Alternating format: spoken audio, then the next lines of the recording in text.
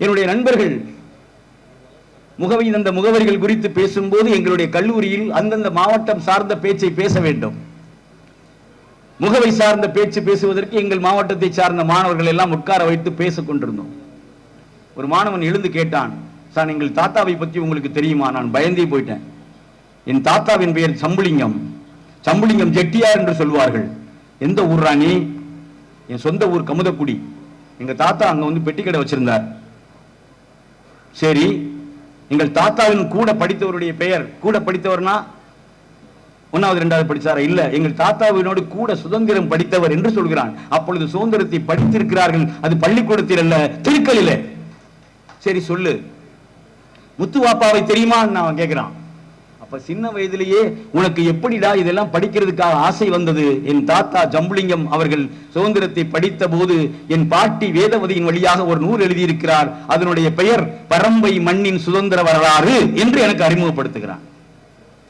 பரம்பை மண்ணின் சுதந்திர வரலாறு எங்க கிடைக்கும்? எங்கேயுமே கிடைக்காது. எங்க பாட்டி ஒரே ஒரு புத்தகம் தான் வச்சிருக்காங்க, 60 காப்பி அப்ப கையிலேயே எழுதி வெளியிட்டு இருக்காங்க. கையில எழுதின ஒரே ஒரு புத்தகம் மட்டும் எங்க வீட்டுல இருக்கு, நான் படிச்சேன் அப்படிங்கிறான். முத்துவாப்பா தெரியுமான்றான், எனக்கு தெரியாது. முத்துப்பட்டினம் தெரியாது, எனக்கு தெரியாது. இங்க இருக்கிறவங்களுக்கு முத்துப்பட்டினம் தெரியுமா? எங்க இருக்கு? அவர் ஊருக்கு பக்கத்துல இருக்கு முத்துப்பட்டினம். அந்த முத்துவாப்பாவினுடைய சிலையை எங்க வைத்தார்கள் தெரியுமா? காமராஜர் ஆட்சித்தலைவர் காமராஜர் அவர்கள் சிஎம்மாக இருந்த போது முத்துவாப்பாவினுடைய சிலையை அங்கு வைக்கிறார்கள். இது எழுதப்படாத வரலாறு, சொல்லப்படாத வரலாறு, மறைக்கப்பட்ட வரலாறு. யார் அந்த முத்துவாப்பா? ஜம்புலிங்கம் செட்டியாரோடு சேர்ந்து இருவரும் பாடுவார்கள். இவர் பாடும்போது ஜம்புலிங்கம் செட்டியார் ஒரு பெரிய சுதந்திர கொடியை வைத்துக் கொண்டு இப்படியே ஆட்டிக் கொண்டிருப்பார். எங்கிருந்து? குண்டுக்கல் தெருவில் இருந்து இங்க இருக்கிற அரண்மனைக்கரை வரைக்கும் ஆட்டி இருக்கிறார்கள் அவர்கள். ஒரு நாள் ஜம்புலிங்கம் செட்டியார் இருக்கும் தெரியாமல் அரண்மனை மீது ஏற, அரண்மனையில் இருக்கக்கூடியவர்கள் அவரை அடித்து கீழே இறக்க, எதற்காக வந்தாய் என்று சொன்னார். சுதந்திர கொடி ஏற்றுவதற்காக வந்தேன், அதனால் தப்பித்து போனாய். ஒரு காலத்தில் ராமநாதபுரம் மாவட்டத்தினுடைய அரண்மனை கூட சுதந்திரத்தை பற்றி பேசி இருப்பதற்கு அதுதான் சாட்சி. இன்றைக்கு தசாவதார விழாக்கள் நடக்கலாம். அந்த தசாவதார விழா நடக்கின்ற முதல் நாளில் தான் ஜம்புலிங்கம் செட்டியார் அந்த அரண்மனை மீது கொடியை ஏற்றுவதற்காக நின்று கொண்டிருந்திருக்கிறார்.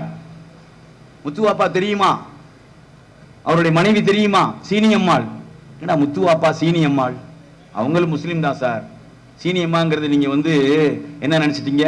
இந்து பேர் நினைச்சிட்டீங்களா? இல்ல சார், உச்சப்புலியில சீனியம்மாள் ஒரு தெய்வம் இருக்கு, அதை இவங்க 2 பேரும் போய் கும்பிடுவாங்க, நடுகள் தெய்வம். அவங்களுக்கு வந்து இந்து தெய்வம் கிறிஸ்தவ தெய்வம்லாம் பாகுபாடு தெரியாது.